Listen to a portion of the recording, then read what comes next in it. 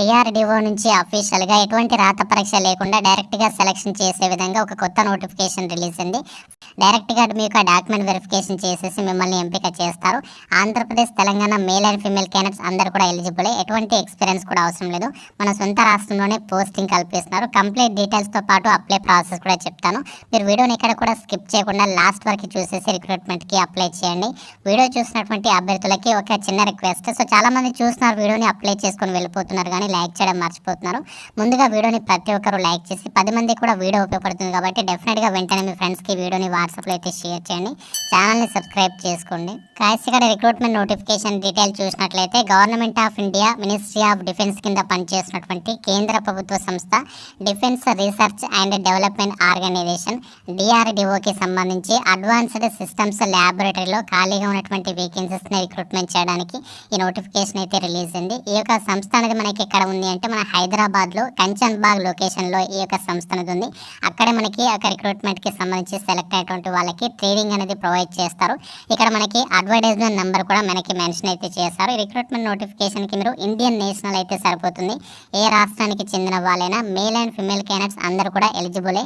ఎటువంటి ఎక్స్పీరియన్స్ కూడా అవసరం లేదు. ఇదే వీడియోలో మీకు అప్లికేషన్ ప్రాసెస్, అప్లికేషన్ ఫామ్ అనేది ఎలా ఫిల్ చేయాలో కూడా చెప్తున్నాను. కాబట్టి మీరు అప్లికేషన్ ప్రాసెస్ కూడా చూసేసి అప్లికేషన్స్ అనేవి సబ్మిషన్ చేసుకోండి. వీడియో కంప్లీట్గా చూసిన తర్వాత మాత్రమే మీరు నాకు కామెంట్ రూపంలో డౌట్స్ అనేవి అడగండి. అప్పుడు మాత్రం మీకు డెఫినెట్గా ప్రతి కామెంట్కి కూడా నేను రిప్లై అయితే ఇస్తాను. ఈ రిక్రూట్మెంట్కి సంబంధించి అప్లికేషన్ ప్రాసెస్ విషయానికి వచ్చినట్లయితే ఆఫ్లైన్ విధానంలో ఈ రిక్రూట్మెంట్కి మనము అప్లై చేయాల్సి ఉంటుంది. ఈ యొక్క అప్లికేషన్ ఫామ్ అనేది మనకి నోటిఫికేషన్లోనే లాస్ట్ పేజీలో అంటే 4th పేజీలో అప్లికేషన్ ఫామ్ ఇచ్చారు. ఈ యొక్క ఫామ్ అనేది సింగిల్ పేజ్ ఉంది. ఈ ఫామ్ అనేది మీరు ప్రింట్అవుట్ తీసుకొని కంప్లీట్గా ఫిల్ చేసేసి మనము పోస్ట్ ద్వారా అప్లికేషన్ అనేది పంపిస్తే సరిపోతుంది. ఈ యొక్క ఫామ్లో మీరు రైట్ సైడ్లో మీ యొక్క ఫోటోగ్రాఫ్, రీసెంట్గా దిగినటువంటి పాస్పోర్ట్ సైజ్ ఫోటోగ్రాఫ్ అనేది అతికించాలి. తర్వాత నేమ్ ఆఫ్ ది క్యాండిడేట్స్ ప్లేస్లో మీ యొక్క ఫుల్ నేమ్ అనేది యాజ్ పర్ ఎస్ఎస్సీ మెమో ప్రకారం రాసేసేయండి. తర్వాత మీరు ఏ విభాగానికి సంబంధించి అప్లై చేస్తున్నారో దానికి సంబంధించి క్వాలిఫికేషన్ అది ఇక్కడ మీరు రాయాలి. తర్వాత యాజ్ పర్ అడ్వర్టైజ్మెంట్ డిసిప్లిన్ అనేది ఇక్కడ మీరు మెన్షన్ చేయాలి, ఏ విభాగానికి అప్లై చేస్తున్నారు. తర్వాత మీరు ఎన్ఏటిఎస్కి సంబంధించినటువంటి పోర్టల్లో మీరు రిజిస్ట్రేషన్ చేసుకొని ఉండాలి. కాబట్టి ఎన్ఏటిఎస్కి సంబంధించినటువంటి వెబ్సైట్ లింక్ మీకు డిస్క్రిప్షన్లో ఇస్తాను. అక్కడి నుంచి వెళ్ళి మీరు అందులో వెబ్సైట్లో రిజిస్ట్రేషన్ చేసుకొని అక్కడ మీరు రిజిస్ట్రేషన్ చేసుకున్న తర్వాత ఎన్రోల్మెంట్ నెంబర్ అయితే వస్తుంది. ఆ నెంబర్ అనేది ఇక్కడ మీరు రాసేసేయాలి. అండ్ అలాగే ఇక్కడ బీఆర్ బీటెక్ వాళ్ళకి సంబంధించి డిప్లొమా వాళ్ళకి సపరేట్గా ఆ యొక్క ఎన్రోల్మెంట్ నెంబర్ ఉంటుంది. ఐటీఐ వాళ్ళకి సపరేట్గా నెంబర్ అనేది ఉంటుంది. సో అక్కడ మీకు క్వాలిఫికేషన్ని బట్టి ఇక్కడ మీరు చూసుకుని ఆ యొక్క నెంబర్ అనేది రాసేసేయండి.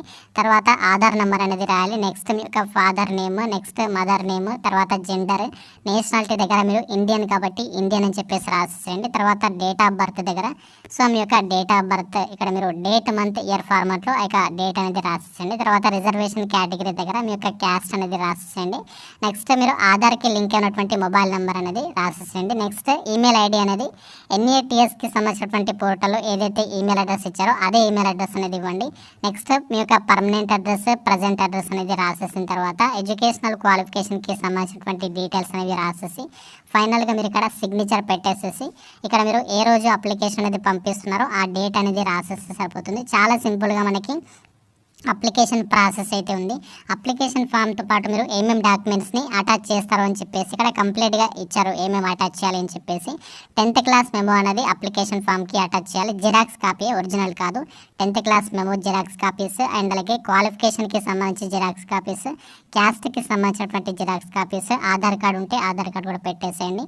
ఇవన్నీ కూడా అప్లికేషన్ ఫామ్కి అటాచ్ చేసేసి మీరు అప్లికేషన్ అనేది పంపాల్సి ఉంటుంది. అప్లికేషన్స్ అనేవి ఏ అడ్రస్కి పంపాలి ఏంటి అని చెప్పేసి కంప్లీట్గా ఇక్కడ మనకి నోటిఫికేషన్లో అయితే ఇచ్చారు. ఆ యొక్క అడ్రస్కి మనం అప్లికేషన్స్ అనేవి పంపాలి. సో ఈ రోజు మనకి నోటిఫికేషన్ అయితే వచ్చింది. ఎంప్లాయ్మెంట్ న్యూస్ పేపర్లో మనకి సాటర్డే రోజు మనకి పబ్లిష్ అయితే అవుతుంది. ఆ డేట్ నుంచి మనము 15 days లోపు అప్లై చేయాలి. అంటే మనకి లాస్ట్ డేట్ వచ్చేసి March 10th వరకు కూడా లాస్ట్ డేట్ అనేది ఉంది. ఆ డేట్లోపు మనము అప్లికేషన్స్ అనేవి పంపించాల్సి ఉంటుంది. మనకి ఏ అడ్రస్కి పంపించాలి అంటే to the director advanced systems laboratory ASL Kanchanbagh PO Hyderabad 500058 ఈ యొక్క అడ్రస్కి మీరు అప్లికేషన్స్ అనేవి పంపించాలి. రిజిస్టర్డ్ ఆర్ స్పీడ్ పోస్ట్ ద్వారా మాత్రమే మీరు అప్లికేషన్స్ అనేవి పంపించాలి. ఎన్వలప్ కవర్ తీసుకుంటారు కదా పోస్ట్ ఆఫీస్కి వెళ్ళి, అక్కడ మీరు ఎన్వలప్ కవర్ మీద application for apprenticeship training at ASL అని చెప్పేసి తప్పనిసరిగా మీరు ఇక్కడ టాప్లో అయితే మెన్షన్ చేయాలి. ఇక్కడ మీరు ఫ్రమ్ అడ్రస్ ఇక్కడ రైట్ సైడ్లో 2 అడ్రస్ అనేది రాసేసేసి మీరు అక్కడ అప్లికేషన్ అనేది పోస్ట్ ఆఫీస్లో ఇచ్చేస్తే సరిపోతుంది. సో ఈ విధంగా మనము ఆఫ్లైన్ విధానంలో రిక్రూట్మెంట్కి అప్లై చేసుకోవాలి. అఫీషియల్ వెబ్సైట్ నుంచి కూడా మీరు అప్లికేషన్ ఫామ్ అనేది నోటిఫికేషన్ కూడా డౌన్లోడ్ చేసుకోవచ్చు. అన్ని జిరాక్స్ కాపీ మీద మీరు సెల్ఫ్ అటెస్టేషన్, సో మనకి ప్రతి జిరాక్స్ కాపీ మీద మీ యొక్క సిగ్నేచర్ పెట్టేసేసి అప్లికేషన్స్ అనేవి పంపాల్సి ఉంటుంది. సో ఇలా మనము సింపుల్గా రిక్రూట్మెంట్కి అయితే అప్లై చేయాలి. ఈ రిక్రూట్మెంట్ ద్వారా భర్తీ చేసినటువంటి పోస్టులకి సంబంధించి వేకెన్సీస్ చూసినట్లయితే ఇందులో మనకి 3 రకాల క్వాలిఫికేషన్స్ ఉన్న వాళ్ళకి సపరేట్గా వేకెన్సీస్ అయితే రిక్రూట్మెంట్ చేస్తున్నారు. వాటికి సంబంధించి ఎంత స్టైఫండ్ పే చేస్తారు ఏంటి అండ్ అలాగే ఎన్ని వేకెన్సీస్ ఉన్నాయని చెప్పేసి కంప్లీట్ లిస్ట్ ఇచ్చారు. గ్రాడ్యుయేషన్ చేసిన వాళ్ళకి 15 నెంబర్ ఆఫ్ వేకెన్సీస్ ఉన్నాయి. టెక్నీషియన్స్ ఎవరైతే డిప్లొమా చేసినటువంటి వాళ్ళు ఉన్నారో వాళ్ళకి 10 నెంబర్ ఆఫ్ వేకెన్సీస్ ఉన్నాయి. అండ్ అలాగే ఐటీఐ చేసినటువంటి వాళ్ళకేమో 65 వేకెన్సీస్ని రిక్రూట్మెంట్ చేస్తున్నారు. ఇందులో గ్రాడ్యుయేషన్ చేసినటువంటి వాళ్ళకేమో మెకానికల్ విభాగంలో డిగ్రీ అంటే బీటెక్ చేసినటువంటి వాళ్ళకి 9 వేకెన్సీస్ ఉన్నాయి. అండ్ అలాగే ఎలక్ట్రికల్ అండ్ ఎలక్ట్రానిక్స్కి సంబంధించి, లేదు అంటే ఎలక్ట్రానిక్స్ అండ్ కమ్యూనికేషన్కి సంబంధించినటువంటి విభాగంలో, లేదంటే కంప్యూటర్ సైన్స్ అండ్ ఇంజనీరింగ్కి సంబంధించినటువంటి విభాగంలో బీటెక్ పాస్ అయినటువంటి క్యాండిడేట్స్కి టోటల్గా 6 వేకెన్సీస్ అయితే ఉన్నాయి. అండ్ అలాగే డిప్లొమా వాళ్ళకి సంబంధించి చూసినట్లయితే మెకానికల్ ఇంజనీరింగ్కి సంబంధించినటువంటి విభాగంలో డిప్లొమా చేసిన వాళ్ళు, లేదంటే electrical and electronics and communication engineering, లేదంటే ఎలక్ట్రానిక్స్ ఇంజనీరింగ్ ఈ యొక్క విభాగాలు డిప్లొమా పాస్ అయినటువంటి వాళ్ళకి టోటల్గా 10 నెంబర్ ఆఫ్ వేకెన్సీస్ ఉన్నాయి.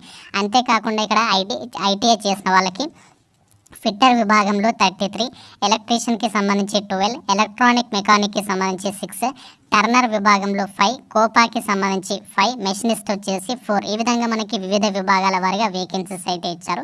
అండ్ అలాగే రిక్రూట్మెంట్కి సెలెక్ట్ అయినటువంటి వాళ్ళకి మీకు ఫస్ట్ 1 ఇయర్ పాటు కూడా ట్రైనింగ్ ప్రొవైడ్ చేస్తారు. కాబట్టి ఆ 1 ఇయర్ పాటు కూడా ట్రైనింగ్ పీరియడ్లో మీకు స్టైఫండ్ అనేది పే చేస్తున్నారు. గ్రాడ్యుయేషన్ చేసినటువంటి క్యాండిడేట్స్కి ఏమో మంత్లీ మీకు 9,000 రూపీస్, డిప్లొమా వాళ్ళకి 8,000, ఐటీఐ చేసినటువంటి క్యాండిడేట్స్కి 7,000 రూపీస్ అనేది పే చేయడం అనేది జరుగుతుంది.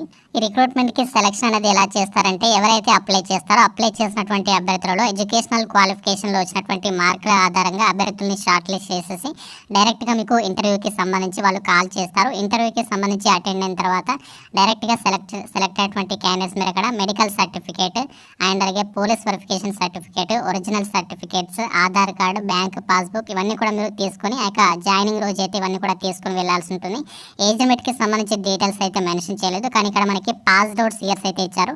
2021, 22 అండ్ 23 పాస్డ్ అవుట్స్ సంబంధిత విభాగాల్లో క్వాలిఫికేషన్స్ ఉన్న వాళ్ళు ఈ యొక్క పాస్డ్ అవుట్స్లో కనుక మీకు క్వాలిఫికేషన్స్ ఉన్నట్లయితే రిక్రూట్మెంట్కి అప్లై చేసుకోవచ్చు. వీటికి సంబంధించి నేను లింక్ అనేది డిస్క్రిప్షన్లో కామెంట్ సెక్షన్లో మెన్షన్ చేస్తాను. డిఆర్డిఓ నుంచి అప్రెంటిస్షిప్కి సంబంధించి మంచి ఛాన్స్ ఇది. మన సొంత రాష్ట్రంలో హైదరాబాద్లోనే మీకు ట్రైనింగ్ అనేది కల్పిస్తున్నారు. 1 ఇయర్ పాటు కూడా ట్రైనింగ్ అనేది కంప్లీట్ అయిన తర్వాత అప్రెంటిస్షిప్కి సంబంధించి సర్టిఫికేషన్ ఇస్తారు.